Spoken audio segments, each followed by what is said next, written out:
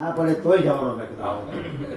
તો મારી બાના હાથમાં આંસુ આવી ગયા. હું કોઈ દિવસ રીતે બોલું નહીં ને તો મને કે તું આમ કેમ બોલે છે આજે? આમ કઈ છું હસવાનું મારી તને તારી મસ્કરી કરે છે કે બાપુએ ત્યાં જઈને કહી દીધું તું જાજે એમાં એટલે તને આ બધું કરે છે.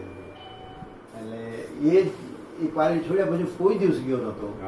અને લાસ્ટ ટાઈમ તું હતો ને સાથે? હા તું હતો. પછી ગોતતા ગોતતા ફરી જાતો હતો. બહુ એકદમ જ ચેન્જ થઈ ગયું બધું. એને મને કીધું લાડ સોસાયટી છે ને ગદાદત નહીં કેવાય ગિરધર બાપાનું મકાન એમાં હું રહેતો. કાકા તો હું અમેરિકાથી ઘણી બધા પણ હું 55 વર્ષ નહીં નીકળ્યો પછી કોઈ દી નથી ગયો. હાલો મેં આપણે ગોતીએ મેં જગ્યા ગઈ બાપા ક્યાં ઉતારતા એ જગ્યા તમને બતાવો મેં કીધું. ત્યાં બધા મકાન નવા થઈ ગયા પણ એ સ્વામિનારાયણ મંદિરની બાજુમાં એ જ જૂનું મકાન હતું. એ પછી આમાં બધા ગોતતા હતા. આ લાડ સોસાયટી સ્વામિનારાયણ મંદિર ક્યાં આવ્યું ત્યારે કોઈ મોટી ઉંમરના ભાઈ બહાર નીકળ્યા.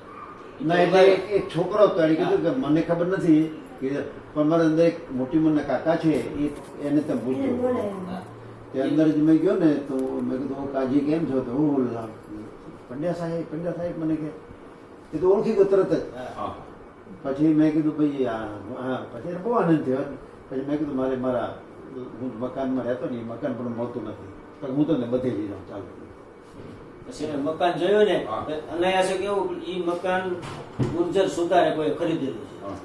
અને એ ત્યાં અમે ગયા બેલ માર્યો કોણ મેં જોયું કામ નથી પણ તમને વાંધો નહીં તમારા મકાન આંટો મારવો છે. કેમ? મેં કીધું કે આ મારા કાકા છે અમેરિકા રહે છે 50-55 વર્ષ પહેલા મેં અહીંયા રહેતા ને એટલે એની સ્મૃતિ વાગોળી છે. પછી ખુશીથી વધારો નહીં કે તમે અંદર રૂમમાં આ છેડેથી ઓલે છેડે એમ લાંબુ ગાળા થાય મકાન પાછળ વાળો છે કુવા જેવું કઈક હતું જોયું. અને મેં કીધું પાછળ એને હોલસેલ વાસણનો ધંધો વાસણના થપ્પા અંદર પડ્યા.